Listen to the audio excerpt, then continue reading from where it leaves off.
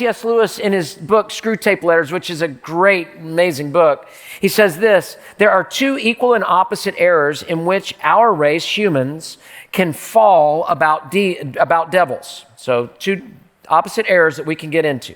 He's British, so I got to kind of conjugate it a little bit for you, okay? One is to disbelieve in their existence.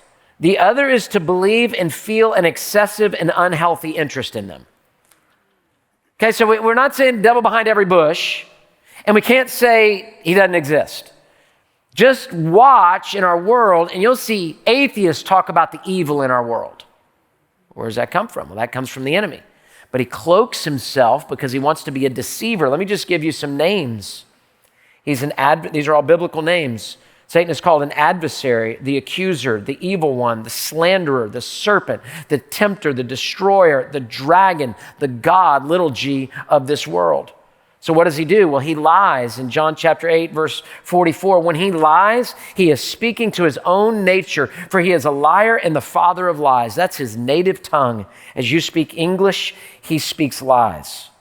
He blinds the minds of unbelievers in 2 Corinthians chapter 4, verse 4. He hides what's true. The God of this age has blinded the minds of unbelievers to keep them from seeing the light of the gospel and the glory of Christ. Do you ever watch and you're like, what are y'all thinking?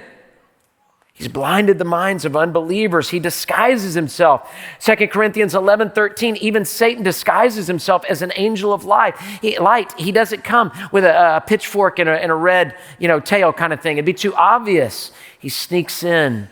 He sneaks in as a deceiver. He tempts people even to sin.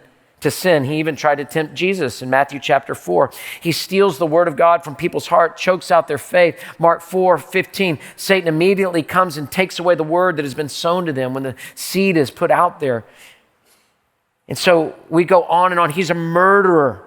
You are of your father, the devil, and your will is to do the father's desires. He was a murderer from the beginning. We could go on and on. Satan is real. Satan is active. He roars about like he goes about like a roaring lion, seeking who he can devour. Now, we can get too into it, but we can stay too out of it too. Hey, thanks for watching. To find out more about Houston's First, you can subscribe to our channel or you can go to houstonsfirst.org.